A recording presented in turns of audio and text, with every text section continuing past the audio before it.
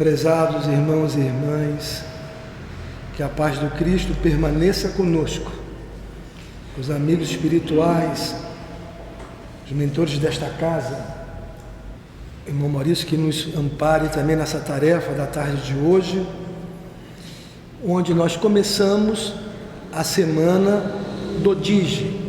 É uma semana nova que estamos implementando aqui no Centro Espírita Amor e Humildade do Apóstolo, que vai se formando uma cultura, dentro das outras semanas que já realizamos também pelo Departamento de Família, ao qual estamos à frente. E já vou dar uma notícia nova para os irmãos.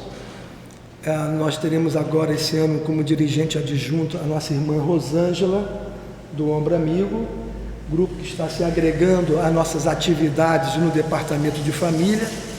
E nós estamos também nos integrando ao Departamento de Infância e Juventude, por assuntos correlatos, né? Família, Infância e Juventude. E no nosso estatuto e no nosso regimento interno, também estão previstas ali cláusulas, né, de reunião de pais, realizarmos em conjunto e mantemos essa integração. Então hoje é uma semana do DIGE, que se começa de segunda a sábado. Nós estamos projetando aqui, mas durante a semana está sendo projetado o cartaz que está fixado lá na porta da frente. Hoje nós abordaremos, o tema geral da semana é sobre a importância da evangelização infanto-juvenil perante a família e a sociedade. Na quarta-feira, 19h30, o irmão Silvio Vaz, com o tema a evangelização infanto-juvenil e nós, a nossa responsabilidade. A irmã Elizabeth de Paula, aqui do nosso doutrinário, às 19h30 também, a importância da evangelização infanto-juvenil. Na quinta-feira, nossa irmã Silvana Santos, família e a evangelização infanto-juvenil. E no sábado, o nosso irmão, presidente da casa, Edelson Boechat Pereira, que também está à frente do Departamento de Infância e Juventude, colaborando conosco, falará sobre o Centro Espírita e a evangelização infanto-juvenil. Isso, irmãos, poderão acessar o nosso site e a nossa TV CEAHA. Lá encontrará já a gravação que foi realizada sábado passado na Rádio Guarujá 1420 AM, a entrevista com o nosso irmão Edelson, que já abordou sobre esse tema também. E outros programas já gravados sobre essa temática, falando da importância da evangelização, também já estão sendo gravados com o irmão Silvio Vaz, a irmã Sônia Campos, ali da livraria, e a irmã Silvana e a irmã Elizabeth. Esse tema, vamos fazer assim uma retrospectiva rápida. Ele está dentro de uma campanha que se iniciou em 1977 pela nossa Federação Espírita Brasileira. Mas ela se tornou permanente, uma campanha permanente, em 1988. E ela tinha como slogan: a criança e o jovem reclamam direção no bem. Evangelize, coopere com Jesus. Só essa frase mereceria a gente ficar um tempo em silêncio e refletindo. Pensar no mestre dos mestres, Jesus Cristo. Jesus é o mesmo ontem, hoje e para sempre. Será sempre o nosso modelo e guia para a nossa humanidade. Na questão 625, Kardec faz esse questionamento aos espíritos superiores que ditaram a nossa doutrina dos espíritos, coordenada pelo nosso irmão que se titulava Espírito de Verdade. E olha que Kardec teve algumas reorientações para organizar a doutrina, um trabalho acadêmico, metódico. Então, na primeira edição foi com 501 questões, a segunda já veio com 1018, no Brasil virou 1019, mais 233 complementares, e no Sesc Centenário da Doutrina, aqui tem a homenagem, né, aos 150 anos, Sesc Centenário da Doutrina, O irmão Evandro Noleto Bezerra foi lá em Paris e nos originais de Kardec fez uma nova tradução, que eu considero mais atualizada, e lá nós ficamos sabendo, ele também, que teve 12 edições do Livro dos Espíritos, e ele foi lá na quarta, na sexta, na décima, na 12ª, ainda com algumas modificações. Por exemplo, na segunda parte do Livro dos Espíritos, o Livro dos Espíritos tem 4 partes, não é mais do mundo espírita, né? Isso já é um pouco de proselitismo nosso. Ele traduziu corretamente, mundo espiritual. O que nos aguarda é o mundo espiritual. Também no Evangelho segundo o Espiritismo, por ele também traduzido, tinha 4 edições em que Kardec e os Espíritos foram dando uns ajustes. Pois bem, falar da evangelização e a sociedade, o que vem logo à nossa mente? Qual é a primeira célula da sociedade? O que todos nós lembramos? Da família, a primeira escola do espírito. Família que, segundo a doutrina espírita, faz parte das leis naturais. Ela está representada na 4ª lei moral, da 3ª parte do Livro dos Espíritos. A 3ª parte fala só das leis morais. Fala lá, leis naturais, ou divinas, ou de Deus, que são eternas, perfeitas, justas e boas. E na questão 695 fala da importância do casamento dentro da lei de reprodução, uma lei natural e divina. Fala lá na questão 700, 701, e assim vai. Falando da poligamia, que é um retrocesso, e o casamento é um avanço para a humanidade. E na questões 773, 774 e 775, laços de família dentro do Livro dos Espíritos, fala lá a importância dos laços de família como leis da natureza. Vou ler para os irmãos. Às vezes pensa que a gente está criando, né? Mas aqui fala. Há pessoas que deduzem que do fato de os animais abandonarem suas crias, que os laços de família entre os homens resultam apenas dos costumes sociais e não de uma lei da natureza. Que devemos pensar disso? Kardec questiona. O destino do homem é diferente dos animais, porque então querer sempre identificá-los. Já dá uma pergunta assim em cima dele. Há no homem alguma coisa mais além das necessidades físicas? 2 pontos. A necessidade de progredir. Os laços sociais são necessários ao progresso e os laços de família tornam mais apertado os laços sociais. 2 pontos. Eis porque os laços de família são uma lei da natureza. Quis Deus dessa forma, que os homens aprendessem a amar-se como irmãos. E remete à questão 205, onde fala da reencarnação. Então a família é o cadinho purificador, onde nós lapidamos e burilamos nossas imperfeições. Nenhum de nós existiria sem um pai e sem uma mãe. Nada existiria, um microfone, um livro, uma lâmpada, porque não existiria o ser humano na Terra. Então, nós, dentro do capítulo 22 do Evangelho segundo o Espiritismo, consagramos ao que está no título do capítulo 22 do Evangelho, que a família e uma lei divina de ordem material, o sexo, e outra lei divina de ordem moral, o amor, formam a base da nossa sociedade. Deus contou com o amor de mãe e com o amor de pai, com o amor de outros familiares também, claro, para que ali começasse a nossa educação moral, ao lado da educação intelectual também, e que preparasse o espírito para progredir, para avançar. E que ferramentas nós podemos nos utilizar disso? Há uma onda de cobrança dos nossos pais. Recebo de várias partes do Brasil amigos que nós temos espalhado pelo WhatsApp, no Facebook, de pessoas adultas, pessoas da nossa idade, pessoas mais jovens que crianças comigo, hoje estão me chamando para ser amigo no Facebook, fico muito feliz com isso, uma porção de criança que para mim eram crianças, né?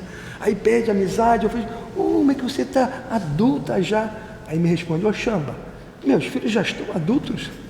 Quer dizer, ela está falando que é adulta, eu que estou atrasado, mas eu ainda ver, como a gente vê nossos filhos, ainda vê criança, né? Aí eles falam das lutas que eles estão sofrendo em casa, todos nós.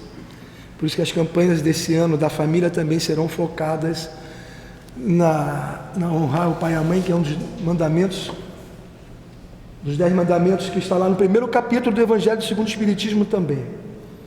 Honrai a vosso pai e a vossa mãe, a fim de viverdes longo tempo na terra que o Senhor vosso Deus vos dará. Está lá no quarto mandamento. Jesus, vendo isso, os primeiros discípulos, os 12 apóstolos, segurando as crianças, os jovenzinhos, Jesus vendo isso, zangou-se e lhes disse, deixai que venham a mim as criancinhas, e não as impeçais, porque o reino dos céus é para os que se assemelham a elas, na sua pureza. Está em Marcos, capítulo 10, versículo 14. Também Paulo se referiu aos jovens, Paulo de Tarso, a Timóteo, capítulo 2, versículo 22. Foge também aos desejos da mocidade, 2 pontos, e segue a justiça, a fé, o amor e a paz com os que, de coração puro, invocam o Senhor, nosso Pai Criador.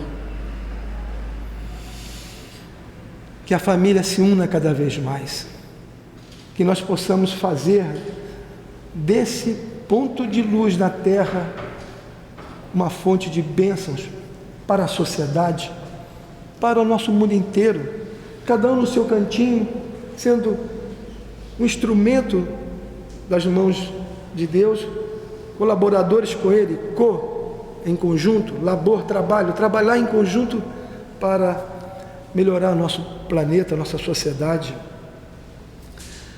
Nós sempre recomendamos que cultivem o Evangelho no lar, aquela reunião familiar de meia hora, mais ou menos, com prece inicial, leitura de uma parte do Evangelho, uma meditação e uma prece final. Ao longo do tempo, as pessoas vão colocando outras coisas, vão se modificando.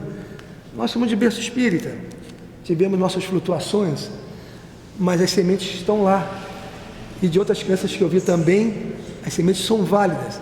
E até os modos de agir mudam um pouquinho. Hoje tem água fluidificada e fazem radiação, mas basta uma leitura, uma meditação, uma prece do coração e os efeitos também do Evangelho se fazem. No ambiente doméstico, se ampliam para a vizinhança, criam uma couraça espiritual protetora do lar, inspiram bons pensamentos, o pedido de perdão, o pedido de renovar relações, renovar energias, o acesso aos bons espíritos, o afastamento de irmãos perturbados, obsessores. Então traz muito benefício o Evangelho do lar. E hoje, os irmãos vão botar ali na saída, esse cartaz em menor tamanho. Estava por aqui, né? Que os irmãos poderão levar e convidar algum jovem, alguma criança, algum vizinho. Estamos em campanha. Vamos passar aqui na vizinhança, aqui no edifício Canadá. Teve um fato triste na semana passada. Podemos levar consolação, esperança para pais, para jovens, de que existe um futuro melhor sim. Deus não desampara ninguém, mas temos que fazer a nossa parte, dar a nossa contribuição, fazer o nosso pequeno esforço na direção do bem, e os frutos virão a 30, a 60, a 100 a cada um, onde com certeza, investindo na infância e na juventude, menos adultos complicados teremos. Estarão fortalecidos, estruturados para enfrentar o dia a dia, as ditas tentações, se posicionar internamente e externamente. E há quem diga aí fora que o Espiritismo não tem regras, como se fosse não tem, não proíbe nada. É uma falácia para permitir a permissividade. A doutrina, ela é uma filosofia, uma ciência e uma moral. Tem configurações de religião. Isso reporta a regra de conduta, regra moral. Questão 358, é nítido. Eu vou ler porque senão penso que eu que estou inventando, mas não é. 358, já está aqui. O aborto, o Espiritismo é a favor ou contra? É contra. O uso de drogas é contra. A eutanásia é contra. E tem irmãos se dizendo espíritas, dizendo a favor disso. E agora estão com a balela de dizer que o Cristo não existiu, que foi um mito criado pela Igreja Católica, e batem nessa escola irmã a quem devemos muito ou tudo. Eu sempre agradeço à Igreja Católica, aos irmãos protestantes. Primeiro, São Francisco traduziu para o italiano a pregação do Evangelho, que não era padre, eram homens. Os primeiros franciscanos foram homens livres, que por conta própria se decidiram o celibato, a humildade e a obediência, junto com os irmãos templários também, a proteger as missões cristãs. Aquele negócio que malham da Santa Inquisição, da Cruzada, a Cruzada foi uma reação à invasão que esses irmãos perturbados do islamismo vinham querer atacar tudo, destruir tudo, achando só eles que devem existir no mundo, acabar com nossa cultura, com museus, com história, com o rock, com o clássico, com as pinturas, com tudo aquilo que nós já temos de valores, né, bons e consagrados. Mas então esses irmãos lá traduziram para o Evangelho, mas o irmão Lutero traduziu para o alemão, e aí ganhou força a traduções que antes eram em latim, domínio da igreja, mas era uma minoria. Mas a maioria dos cristãos, gente boa, vários exemplos, como Maria, como José, como os apóstolos, como tantos santos aí que nós sabemos, como Santo Antônio de Pádua, com bicorporeidade, como Padre Pio, agora na década de 60, Madre Teresa de Calcutá, Madre Dulce, Santo Agostinho, que está aqui nas obras básicas, e só fico focando em parte negativa de uma minoria. Existe um relato que eu estudei, que vários padres e freiras, quando ficavam diante do altar, chegavam a levitar pela pureza com que se consagravam ao Cristo. E diversas outras pessoas aí pelo mundo, religiosas, religiões que são nobres, almas nobres. Então a gente vê esses ataques ao Cristo, porque evangelização espírita é levar os conhecimentos da nossa doutrina, é levar o Cristo às almas das nossas crianças e dos nossos jovens. A todos nós também, adultos, idosos. Aqui nós vamos também começar, sábado, aos sábados aqui, né? Os jovens, a partir das 18 horas. A evangelização infantil a partir das 19. E o grupo de paz, a gente vai recomeçar a cada 2 meses, às 19h30 também. Vamos ter umas 5 reuniões nesse ano. Como eles podem esquecer da pesca milagrosa, onde pregava na beira do lago de Nazaré, faltou peixe, Jesus mandou recuar, lançar a rede e encher o seu barco. Veio mais um segundo barco e foi também repleto de peixes.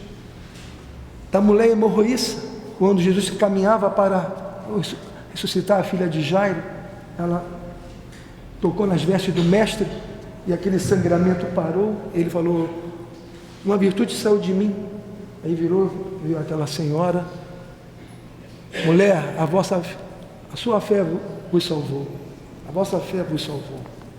Para mim, um Cristo que eles dizem não ter existido, mas contato com os imperadores romanos existiram. Krishna, Buda, para eles existiram, muito menos registrados que o próprio Cristo. Como pode esquecer 3 séculos e meio de perseguição às famílias, crianças, meninos e meninas, jovenzinhos, jovens mães com seus maridos, rapazes idosos entrando serenamente para o Coliseu, para as arenas. 3 séculos e meio de perseguição. A desonrar a memória dessas pessoas, eles se martirizaram por um mito, por uma pessoa que não existiu, por uma mentira. É difícil, né, pessoal? Esqueceram que ele curou 10 leprosos.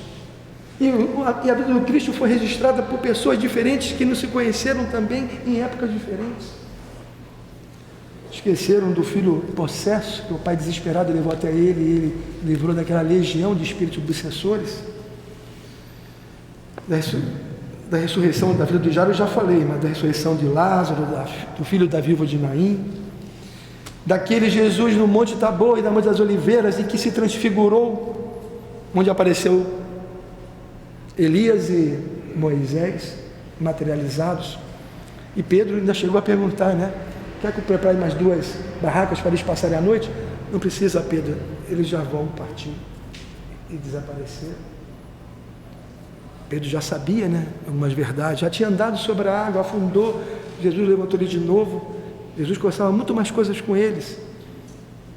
Porque se eu visse o Espírito materializar, se eu visse o Cristo em transfiguração, se eu fosse lá um daqueles discípulos, mas eu ia ficar abismado de ver aquele fenômeno se realizando na nossa frente, né? Ele chega e pergunta: quer que prepare 2 barracas? Acho que eu perguntaria mais outras coisas, mas você vê como é que Jesus já conversava com eles, já ensinava para eles. Tanto é que também esse Cristo é o mesmo Cristo daquela barca, que se afastando um pouco, o mar revolto, os ventos fortes, eles pensaram que iam sucumbir e foram acordar o mestre que estava dormindo. Ele levantou: homens de pouca fé. Já ensinei a vocês, vocês esqueceram? Homens de pouca fé. E foram para a frente da barca e falou: acalma-te. E mares e ventos se acalmaram, porque nosso mestre também é o nosso governador planetário. Está no livro A Caminho da Luz, de Emmanuel, está no livro do Humberto de Campos, Brasil, Coração do Mundo, Pátria do Evangelho. E que no livro dos Espíritos lá está registrado que Deus age através dos seus agentes na natureza, de espíritos de alta hierarquia até a mais inferior, cuidando da natureza. E o mestre lá já estava há 4 bilhões e meio de anos atrás, formando o nosso mundo, um engenheiro sideral. O comandante deu a voz de comando: acalma-te. E todos os seus comandados lhe obedeceram. Todos sossegaram na mesma hora. Para mim, o Cristo é aquele ainda que subiu a montanha e fez o seu sermão maravilhoso das bem-aventuranças. É aquele que falou: deixai vir as minhas criancinhas, que nem eu já li aqui. É aquele que salvou a mulher prostituta e aquela que traiu, mas ao mesmo tempo falou: vai e não peques mais. Não condenou, mas também não passou a mão na cabeça e reorientou. E ela se levantou, não só fisicamente, mas ao toque do amor do Cristo a seu lado, sentiu aquela energia maravilhosa e se tornou uma mulher santa, cuidando de leprosos ao fim da sua vida. Saiu dali e serviu o mestre o resto da sua vida. Recebeu o marido depois nos braços, também leproso, e disse que o amava mais ainda e o perdoava. Ele pediu perdão. Para mim, o Cristo é aquele ainda que fez e nos ensinou, por exemplo, a parábola do semeador, em que às vezes nós somos que nem as aves do céu, que vêm comer as sementes do bem da sua palavra, ou aquela terra com pedregulhos, ou com ervas daninhas, ou com espinhos, que abafam a sua mensagem. Mas ele ainda aposta na gente, que nós sejamos a terra fértil, que vai produzir a 30, a 60 e 100, que vai propagar o bem, ajudar o semelhante, exercitar a caridade. Hoje nós temos a doutrina espírita, que tem como premissas Deus, Jesus Cristo, o Espírito, a pluralidade das existências, a reencarnação, a pluralidade dos mundos habitados, todo o universo, todos os mundos são habitados segundo o livro dos Espíritos, a comunicabilidade com o mundo espiritual, a mediunidade, premissas da nossa doutrina. Questão 625, que eu ia ler, Kardec perguntou, né? Qual o tipo mais perfeito que Deus tem oferecido ao homem para lhe servir de guia e modelo? Uma das respostas menores do nosso livro dos Espíritos: Jesus. Em outras traduções, vede Jesus. Os Espíritos erraram? Falaram de um mito? Falaram de que não existia? Nos indicaram alguém que não existe? Os Espíritos superiores nos disseram: siga Jesus. No Evangelho segundo o Espiritismo, no seu primeiro capítulo, está lá falando sobre Moisés. Segundo item, o Cristo. terceiro Espiritismo, aliança com a ciência e a religião, a nova era, que nós estamos nessa fase dessa transição, desse caminho para transformar o nosso planeta num mundo de regeneração, que em outra tradução, em outra compreensão, Kardec colocou também mundos transitórios, transitando de prova e expiação para o mundo feliz. Há uma classificação genérica ali no Evangelho de mundos primitivos, mundos de prova e expiações, mundos de regeneração ou transitórios, mundos felizes e mundos divinos ou celestiais. Mas na verdade são faixas de mundos primitivos, são faixas de mundos de provas e expiações, é uma gradação, como nós também temos gradações, da infância até a idade madura, o espírito vai evoluindo. A terra de provas e expiações de 1 ano atrás, também era terra de provas e expiações há 5.000 anos atrás. Nós estamos no início do período de regeneração, daqui a 1.000 anos ainda, daqui a 2.000 anos ainda será também de preparação. A hora está avançando, pessoal, já pedi 5 minutos aqui na retaguarda para, nesse momento especial, nessas campanhas que nós fazemos, dar mais uma chancezinha aqui para os palestrantes. E aqui tem uma coisa que eu não quero deixar passar, capítulo 18, item 9, último parágrafo do Evangelho segundo o Espiritismo. Até me perco aqui nas... Peraí, capítulo 18. Aqui. Vejam só. Capítulo 18, muitos chamados, poucos escolhidos. Olha só, vou ler, irmãos podem conferir lá, qualquer coisa para reclamar com o Kardec. Qualquer coisa vai reclamar com o Espírito de verdade, tá bom? Mas vejam só. Eu acho que eles não leram essa parte também, né? Esses irmãos que se dizem espíritas e querem trazer homens de origem de ideologias materialistas para dentro da casa espírita. Aqui semana passada teve um cara que veio falar isso. Ao contrário, o mundo não tem que vir lá de fora para dentro. Somos nós aqui, a doutrina e o evangelho, que tem que ir para o mundo. Nossa doutrina não foi calcada em ideologias materialistas de regimes totalitaristas, escravizadores, não. São de espíritos superiores. E se os irmãos estudarem a doutrina, por si só poderão escutar a sua consciência, que é a questão 623 também. As leis morais estão ali dentro, na nossa consciência. Pois bem, aqui nesse último parágrafo, diz o seguinte: as palavras de Jesus são eternas, porque são a verdade. Ponto. Ó, que frase. Constituem não só a salvaguarda da vida celeste, mas também a garantia da paz, da tranquilidade e da estabilidade das coisas terrestres. As coisas vêm naturalmente. Quem age no bem, quem joga sementes boas, colhe sementes boas e repercute em todas as áreas. Nós estamos dentro desse grande processo, pessoal, de procurar errar cada vez menos e acertar cada vez mais. Estamos muito próximos da nossa animalidade, dos nossos instintos, e às vezes misturando nossos gostos para com a doutrina pura do Cristo.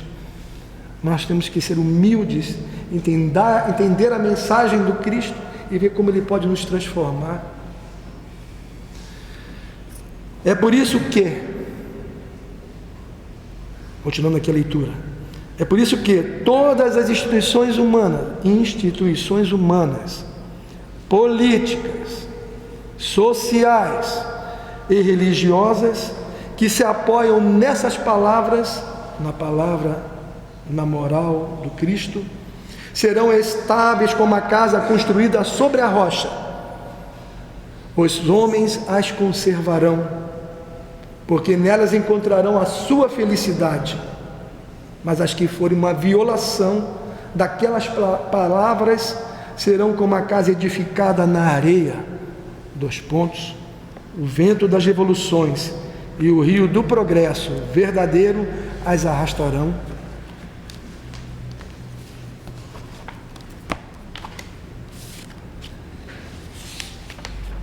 A hora já finalizando, poderíamos abordar muito mais outros aspectos da nossa doutrina.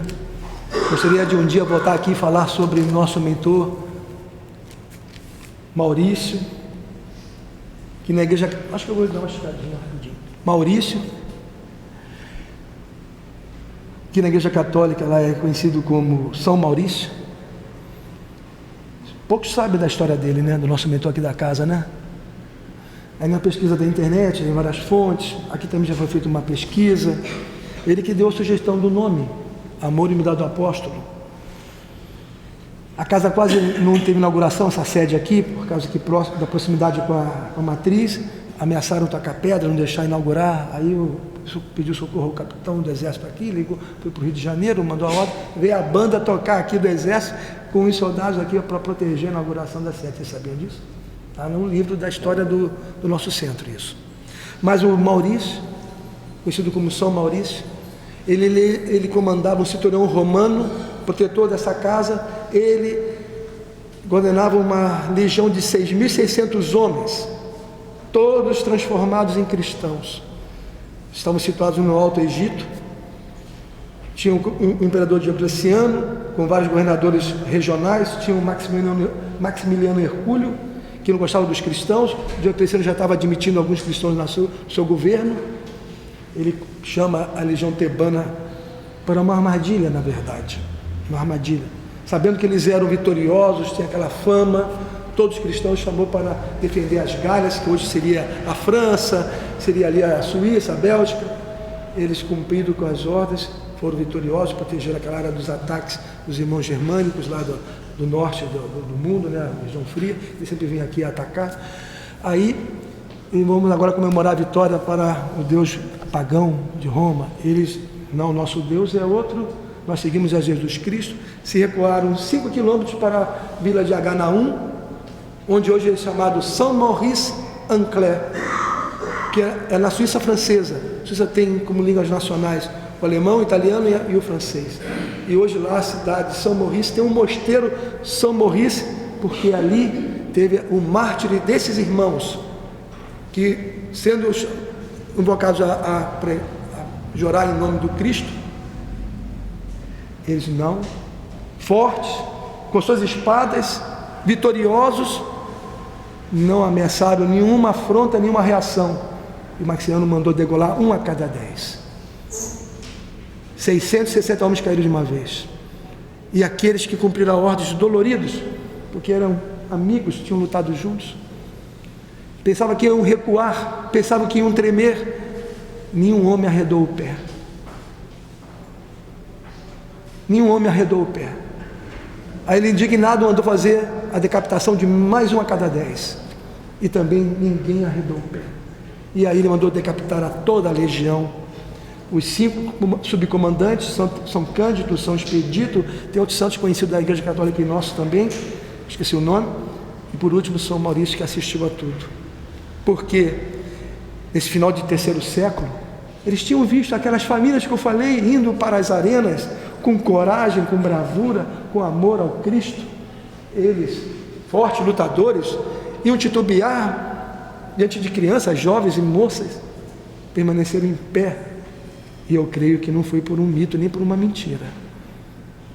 E assim se consolidou no mundo o Evangelho, a sua mensagem, e assim a fé pôde continuar até nós hoje. O Pai Nosso que nós tanto oramos, qual é a fonte também? É na Bíblia. Tudo que nós sabemos do Cristo, a sua história, a sua mensagem, o seu Evangelho, é de lá também. Por isso, meus irmãos, em homenagem ao nosso amado Cristo, nós estamos aprendendo a amar. Na poesia, nas palavras de Casimiro Cunha Espírito, pela mão do nosso querido Chico Xavier, uma mensagem à juventude, mas que é para nós todos, convidando a todos a trazerem algum convidado aqui para se inscrever nas aulas de evangelização, nos diz o seguinte: mocidade espiritista, ergamos a nossa voz. O mundo clama por Cristo e o Cristo clama por nós. Sigamos desassombrados à luz do Consolador. A luta de cada dia é a nossa vinha de amor. Na companhia sublime do amigo excelso e imortal, nós somos semeadores da terra espiritual, imaginando-nos a estrada de fé risonha e segura, Há corações afogados no pântano da amargura, ao lado de nossas flores de doce deslumbramento, há soluços desvairados de angústia e sofrimento. Em toda parte aparecem deserto, charco, espinheiro. Sejamos braços ativos do divino jardineiro. Plantemos alegremente, sob a fé que não descansa, bondade, paz, otimismo, consolação e esperança. Aguardam-nos vigilantes para a glória do trabalho, a imprensa, a tribuna e o livro, a enxada, o tijolo e o malho. Não desdenhemos servir em todas as condições. Espiritismo aplicado é sol nos corações.